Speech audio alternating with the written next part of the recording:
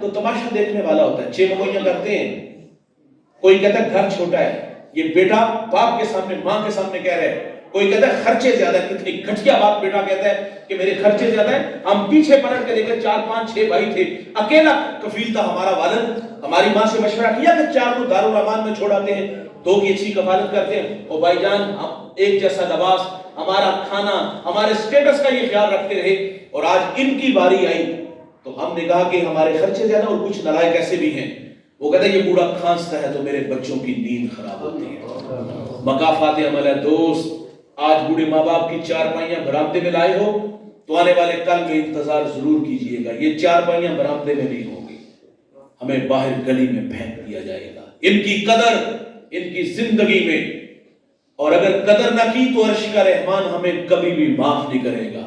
میرے نبی فرما دیا الا انبئکم باکبر الکبائر، فرمایا صحابہ میں تمہیں بڑے بڑے گناہوں کی خبر نہ دوں؟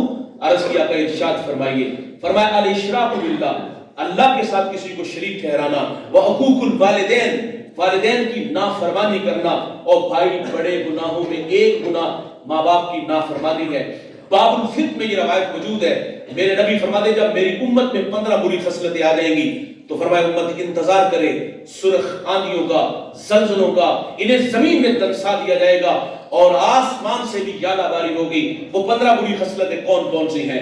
فرمایا جب حکمران طبقہ سرکاری خزانے کو دونوں ہاتھوں سے لوٹنا شروع کر دے گا، جس کے پاس امانت رکھی جائے گی ذاتی مال سمجھ کے ہڑپ کر جائے گا، مالدار لوگ زکات دینا چھوڑ دیں گے، علماء دین دنیا کے طلبگار بن جائیں گے، آدمی بیویوں کے فرما بردار ہوں گے، ماؤں کے نافرمان ہو جائیں گے، یہ دوست کے ساتھ حسن سلوک سے پیش آئیں گے، دوست کو دیکھ کر باہیں پھیلائیں گے اور باپ کو دیکھ کر رستہ بدل لیں گے، یار آئے گا کنڈا کھڑکائے گا، جہاں جی چاہے گا لے جائے گا، بوڑھی ماں بوڑھا باپ ترلے کریں گے، یہ پرواہ نہیں کریں گے، دوست کے ساتھ حسن سلوک سے پیش آئیں گے، باپ کے ساتھ بد سلوکی کریں گے، شراب عام ہوگی، اس امت کا اول آخر پہ لان تان کرے گا، تو پھر کیا ہوگا؟ سرخ آندیاں، پھر کیا ہوگا؟ زلزلے، پھر کیا ہوگا؟ زمین میں دنسا دیا جائے گا، پھر کیا ہوگا؟ آسمان سے بھی تابڑ توڑ حملے ہوں گے۔ کب میرے بھائی؟ جب ماں باپ اولاد کے رویوں سے دکھی اور نالا ہوں گے، عرش کا رحمان اس قوم کے بیٹوں سے ناراض ہو جائے گا۔ یہ ناراضگی کا اظہار ہے بھائی سرخ آندیاں، یہ ناراضگی کا اظہار ہے زلزلے، یہ ناراضگی کا اظہار ہے کبھی زمین میں کھینچ کے لے جایا جائے گا اور آسمان سے ژالہ باری ہوگی۔ ایک صحابی نے حضور سے عرض کیا حضور قیامت کب آئے گی؟ قیامت کی کوئی نشانی ارشاد فرمائے، تو میرے نبی نے فرمایا تھا جب مائیں ذلیل ہو جائیں گی۔ ہاں یہ گھر گھر کی کہانی ہے بھائی، کبھی زمانہ تھا نا یہ ناراض ہوتے تھے نوالا حلق سے نیچے نہیں جاتا تھا، یہ ناراض ہوتے تھے راتوں کی نیندیں اجاڑ ہو جاتی تھی، آپ پیچھے پلٹ کے دیکھو تو رویے اچھے تھے، لیکن آج ماں باپ ڈرتے ہیں اگر کسی بات پہ اختلاف ہو تو کہیں منہ پہ تھپڑ نہ مارے، آج ماں باپ ڈرتے ہیں، اور یار آج تو ماں باپ کے سامنے لا کے ہوٹلوں سے کھانا لا کے کھاتے ہیں۔ فرمایا جب مائیں ذلیل ہو جائیں گی تو قیامت آئے، یہ گھر گھر کی کہانی ہے۔ میرے ایک ملنے والے میری ملاقات ہوئی، چہرہ اترا ہوا تھا، خیریت پوچھی تو وہ بڑھیا پھوٹ پھوٹ کے رونے لگی، کچھ آنسو تھمے تو میں نے کہا آپ کچھ بتائیں تو صحیح۔ مجھے کہتی آج بیٹے نے میرے منہ پہ تھپڑ مارا ہے، میرا ہاتھ پکڑ کے سر پہ رکھا، قریب تھا کہ سر پھٹ ہی جاتا، وہ لوہے کی چیز اس کے سر میں ماری۔ 1-2 ہفتے بعد میں دوبارہ ملا تو آپ دیدہ تھی، میں نے کہا پھر مارا؟ مجھے کہتے اس نے کچھ نہیں کہا، تیری باتوں نے دکھی کیا۔ میں نے کہا میں نے آپ کو کیا کہا؟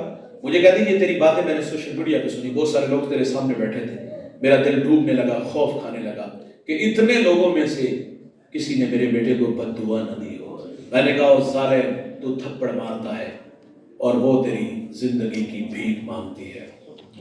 جب ماں باپ دکھی ہوں گے تو عرش کا رحمان اس قوم کے بیٹوں کو کبھی بھی معاف نہیں کرے گا۔ ناراضگی کا اظہار میں نے عرض کیا سرخ آندیاں، زلزلے آئیں گے۔ ماں باپ کی قدر ماں باپ کی زندگی میں، میرے نبی نے قدریں سکھائی، فرمایا جنت تمہاری ماں کے قدموں تلے، اور عملہ رسول اللہ صلی اللہ علیہ وسلم نے ماں کا ادب کر کے بتایا۔ مصلی امامت ہے بھائی اور تاحت نظر اصحاب ہیں، اور حضور کی آنکھوں میں بہت سارے آنسو تھے، حضور کو ماں یاد آ گئی۔ یہ مکی دور نہیں، یہ مدنی دور ہے، یہاں آداب کی آیت اتر چکی ہے، یہاں صحابہ کتار اندر کتار کھڑے ہیں۔ اور بھائی جس نے دکھوں کا دور دیکھا ہو نا، خوشحالی آئے تو انسان آرزو ضرور کرتا ہے کاش میرے ماں باپ ہوتے تو میرے سر پر عزت کی دستار دیکھتے۔ میں اور آپ اپنا اپنا ماضی پلٹ کے دیکھ لیں، کل تک ہم کہاں کھڑے تھے؟ بھائی ہمیں تو اچھی طرح یاد ہے، اپنی اوقات نہیں بھولنی چاہیے۔ ایک وقت کا ہوتا تھا، ایک وقت کا ہوتا نہیں تھا، اچار سے روٹی کھا لیتے، گنڈے سے کھا لیتے، گڑ سے کھا لیتے، وہ یار لسی میں نمک مرچ ڈال کے اس سے روٹی کھا لی جاتی تھی. وہ کسی نے فقیر سے پوچھا تھا بابا سب سے مزیدار چیز کون سی ہوتی ہے؟ اس نے کہا تھا پتر بھوک ہوتی ہے. ہاں اجڑے ویران دسترخوان نہیں لگاتے. غربت بہت بڑا امتحان ہے. غربت انسان کو کفر تک لے جاتی ہے. میں شاہ ابراہیم خلیل پہ بیٹھا تھا تو میرے ساتھ احرام سے لپٹا ایک نوجوان, میں نے بے تکلفی سے اس کے کندھے پہ ہاتھ رکھا تو میں نے کہا آپ تھک گئے؟ مجھے کہتا ہے یہ میرا چوتھا عمرہ ہے. میں نے پوچھا کہاں سے ہو؟ کہتا ہے کشمیر سے. حالات پوچھے, کہتا ہے میرے اپنے ہی خاندان کے 17 لوگ شہید ہوئے, بھتیجوں بھانجوں کے نام لیے. تو میں نے معاشی حالات پوچھے, کہتا ہے مولانا غربت ہے. اگلی بات جس نے تڑپا دیا وہ کہتا ہے دعا کیا کرو غربت ایک جگہ نہ ٹھہرے, یہ گھر بدلتی رہے. وہ کہتا ہے ستم یہ ہے یہ غربت اتنی جلدی گھر نہیں بدلتی, جب یہ گھر نہیں نہ بدلتی تو ہمارے غریبوں کے بھرم ٹوٹتے ہیں. غموں کی دھوپ میں کاٹا ہے زندگی کا سفر, راستے میں کوئی شجر سایہ دار نہ تھا. ہمارا کہنا کبھی کبھی یار زمین پہ اترا کرو. یہ رشتہ دار ہمیں بونے نظر آتے, دولت کا قد بڑا ہوتا ہے. ہم کہتے ہیں کبھی کبھی اترا کرو یار, شجر سایہ دار بھی بنو, شجر پھلدار بھی بنو. ہستی پلکوں کے نیچے غم بھی پلتے ہیں, مگر کون دیکھتا ہے اتنی گہرائی میں. تو غربت تو بہت بڑا امتحان ہے یار. وہ اجڑے ویران دسترخوان یاد آتے. آج دسترخوان پہ انواع و اقسام کے کھانے پھل, انسان آرزو کرتا ہے کاش ہم مجھے ہوتے ہیں بڑی ہوتے.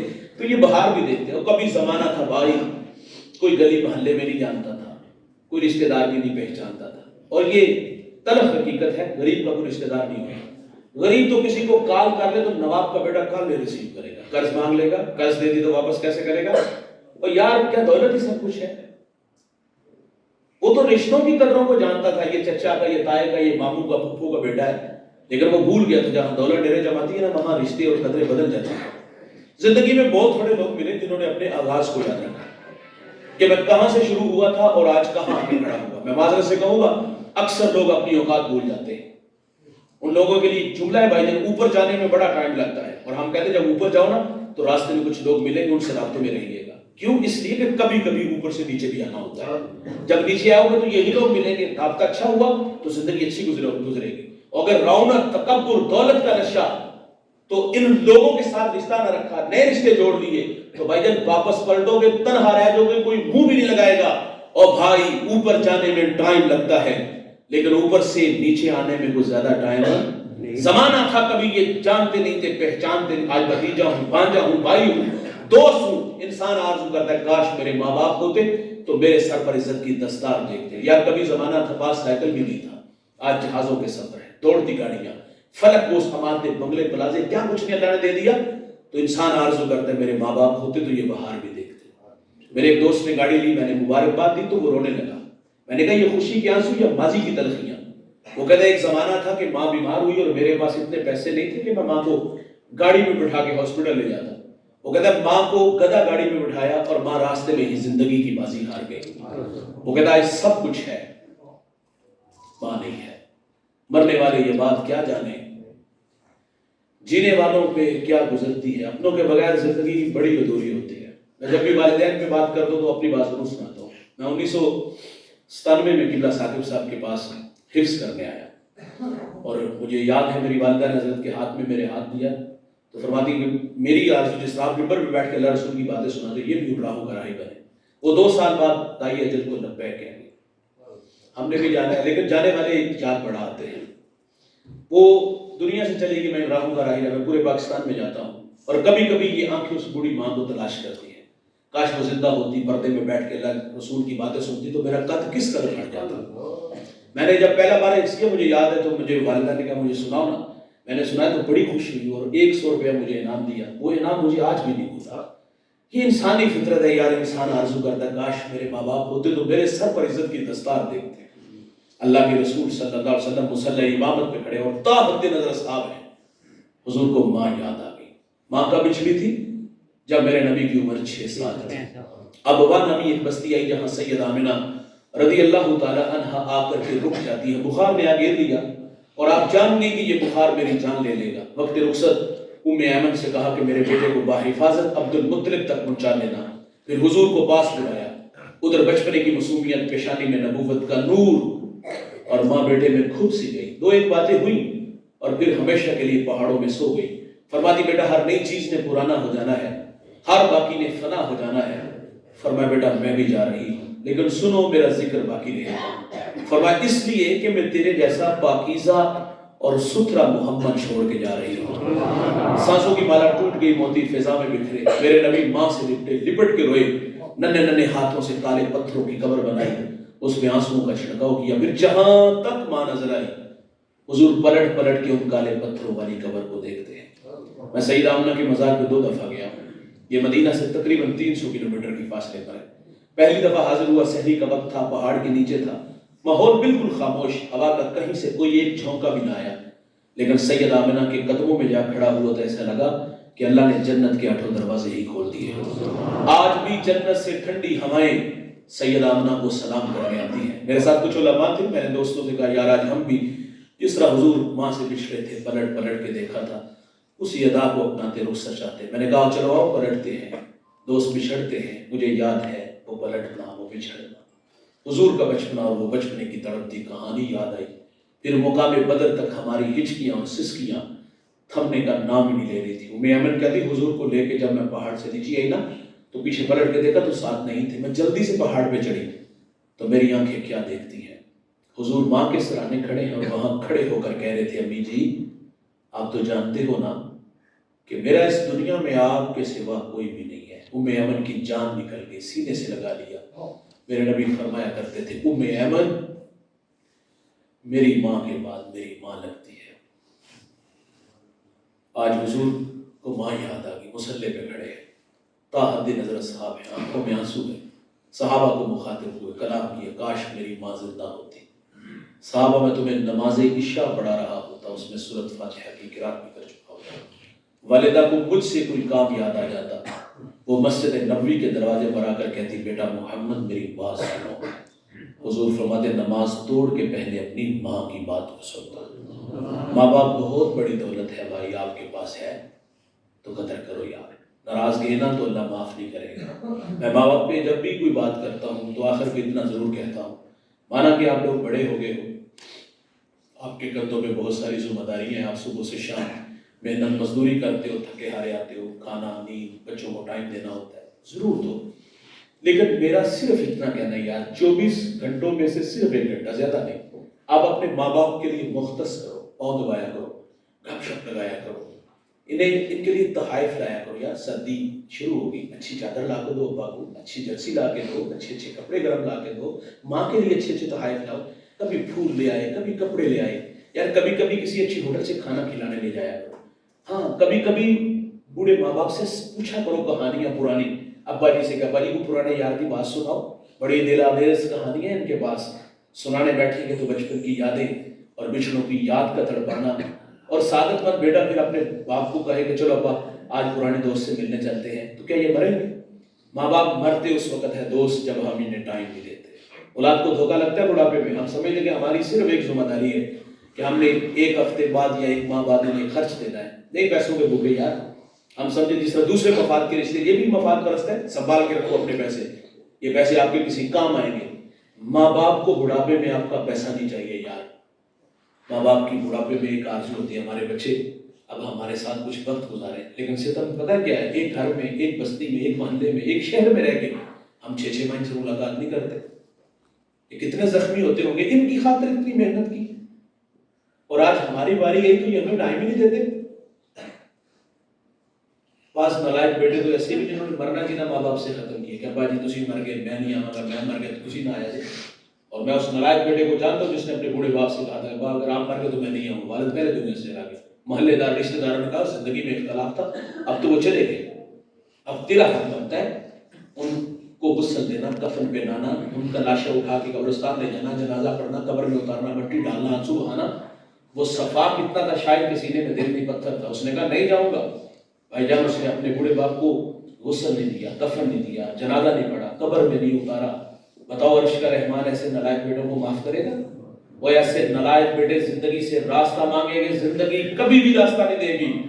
میں ٹوبا ٹیک سے ایک جگہ حاضر ہوا، مجھے وہاں ایک نوجوان ملا، 18-20 سال اس کی عمر تھی، سر پہ امامہ، سفید جامہ، چہرے پر داڑھی کا نور. مجھے دوستوں نے بتایا یہ صبح لوگوں کو نماز کی دعوت دیتا ہے. مجھے اچھا لگا کہ آج کا جوان تو چوک چوباروں میں اور چھٹی کے وقت اسکول کے گیٹ کے سامنے رقص و سرود کی محفلیں سجاتے، یہ کتنا سعادت مند خود بھی اور لوگوں کو بھی نماز کی دعوت ہے. بہت ساری دعائیں میرے لبوں پہ تھی. میرے ساتھ ایک صاحب تھے، انہوں نے سرگوشی کی، وہ کہتے ہیں مولوی صاحب یہ باپ کا گستاخ بھی بڑا ہے، دستار کے ہر پیش کی تصدیق ہے لازم، ہر صاحب دستار معزز نہیں ہوتا، بڑی بڑی پگڑیاں مان لینے سے انسان بڑا نہیں ہوتا، رویوں سے بڑا ہوتا ہے۔ میں نے کہا بیٹا یہ بہت بری بات ہے، چرب زبان تھا، مجھے کہتا مجھے اور میرے والد کو بٹھاؤ، اگر میں غلط ہوا تو میں جوتے کھاؤں گا۔ خیر میں نے اسے سمجھایا، بڑھاپا ہے یاد تھوڑی سی مزاج میں چڑچڑاپن ہے، ساری زندگی ہمیں بھی ان لوگوں نے برداشت کیا، میں نے کہا جانے دو یار۔ خیر ایک دو بات جو دل کے دروازے پر دستک کا سبب بنی، میں نے کہا جا معذرت کر کے آ۔ 20 منٹ بعد واپس آیا، آنکھوں میں بہت سارے آنسو لایا۔ میں نے کہا کیا بنا؟ کہتے ایسے ہاتھ مان کے کھڑا ہوا، میرے والد نے مجھے سینے سے لگا لیا۔ ہمارا کہتے ہیں بھائی آج سینے سے لگو، کل قبروں سے لپٹ کے رونا پڑے گا، لیکن اس وقت پچھتانے سے حاصل کچھ بھی نہیں ہوگا۔ ان کی قدر ان کی زندگی میں، یہ ناراض گئے نا تو اللہ ہمیں کبھی بھی معاف نہیں کرے گا۔ ان کی قدر زندگی میں کرو، انہیں وقت دیا کرو یار، ان کے ساتھ دوستیاں لگاؤ، ان کے ساتھ گپ شپ لگایا کرو، اور یار ان کے لیے تحائف لایا کرو، ان کی قدر کرو یار۔ لیکن ستم کیا، میں نے کہا ایک بستی میں رہ کے ہم 6 ماہ نہیں ملتے تو اللہ ہمیں معاف نہیں کرے گا۔ میں کھاریہ کی پڑوس میں جگہ حاضر ہوا، میرے میزبان کا نام تھا وسیم عباس، وہ انگلینڈ میں ہوتے ہیں، سالانہ ان کی والدہ کا ختم پاک اور یہی اسی طرح کی ملتی جلتی گفتگو، تو میں نے وہاں آخر پہ ایک بات سنائی۔ میرے ایک جاننے والے سیالکوٹ سے کا تعلق ہے، وہ کہتے میں دکان پہ لے گیا، والدہ کو جوتا خریدنا تھا، دکاندار نے کچھ 6-7 قسم کے دکھائے، تو میں نے ماں سے پوچھا ماں جی پسند کون سے؟ کہتے پتر سارے سونے ہیں۔ میں نے دکاندار سے کہا سارے پیک کرو۔ والدہ کہتے ہیں بیٹا ایک چاہیے، کہا ماں تجھے سارے پسند ہے تو پھر سارے لے کے جائیں گے۔ اچھا یہ بات مجھے اچھی لگی، اس کی وجہ یہ ہے کہ آج ہم دیتے ہیں گن گن کے، جو دیتے ہیں اس کا حساب بھی دیتے ہیں کہ ماں جی ابا جی تھوڑے خرچے کر دیں۔ ہم تو کہتے ہیں بھائی جو کما کے لاؤ ان کی ہتھیلی پہ رکھو، اور یہ بھی نہ کہا کرو کہ اس میں سے کچھ لے لیں، بلکہ یہ کہا کرو اس میں سے ہمیں بھی تو کچھ عطا کر دیں۔ وہ سعادت مند بیٹے کی بات میں نے وہاں سنائی کہ ماں تیرے سارے پسند پھر ساری لے کے جاواں گے۔ وسیم مجھے گاڑی تک چھوڑ دے آئے، دل کو چھو لینے والی بات کہہ گئے، کہتے مولانا میں نے ایک دن والدہ کو کال کی کہ اماں جی کی کر رہے ہو؟ تو مجھے کہتے پتر ساگ بنا رہی ہیں، کھانے تے آ جا۔ حکمن کہا، یار اگر حکمن بھی کہا تو آپ کے یہاں گاؤں سے، یہاں آگے چکوال سے، تلاگنگ سے، میاں والی سے، ملتان سے، کہاں سے آنا بھائی؟ ہزاروں میل دور بیٹا دیارے غیر میں اس کے حلال کی تلاش میں۔ ماں نے ویسے لاڈنا کیا کہ پترا کھانے دیا جا۔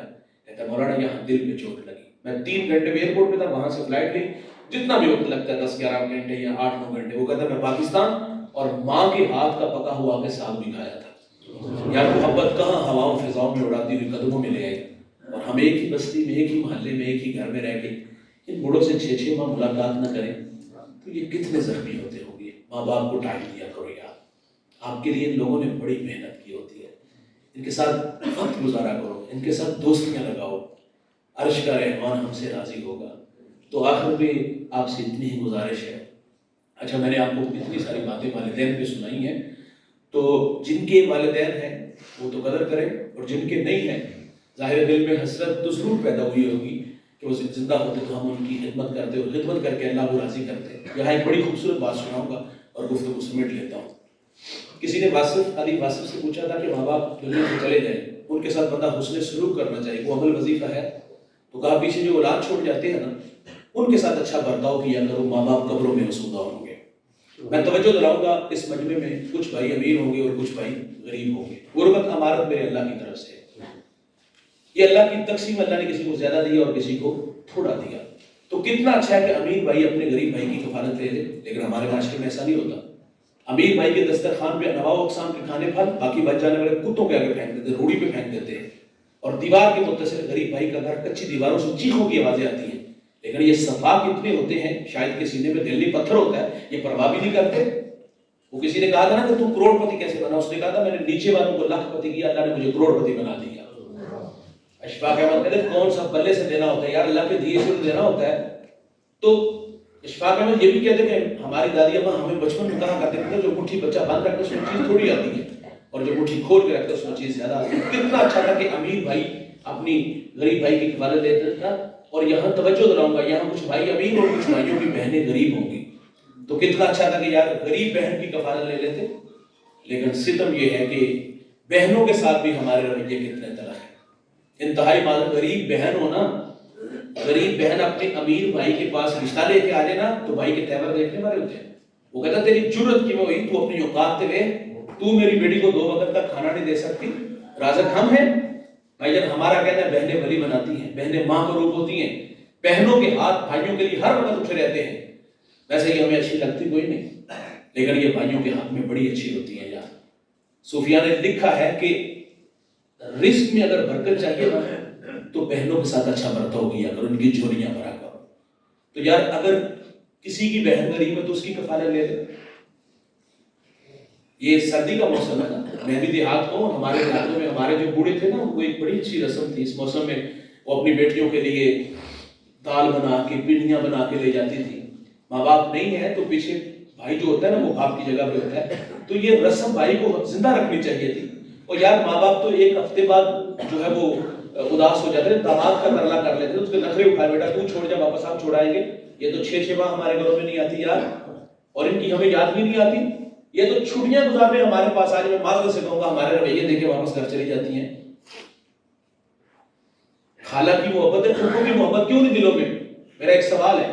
میرے بچوں کی عادت ہے الحمدللہ، آج بھی میری بہنیں میرے گھر میں آئیں تو میرے بچے پھول لے کے ان کا استقبال کرتے ہیں. اپنی بہنوں کو عزت دیا کرو یار. اپنی اگر ناراض ہے تو بہنوں سے بھی معذرت کر لو یار، دل کی اچھی ہوتی ہے یار. جیسی بھی ہیں پھر بھی انہیں عطا کیا کرو. تمہارے رزق میں کبھی بھی بے برکتی نہیں آئے گی، اور قبروں میں ماں باپ مسودہ ہوں گے. اللہ تعالیٰ سے دعا ہے اللہ ہم سب کو ماں باپ کی قدر، ماں باپ کی زندگی میں کرنے کی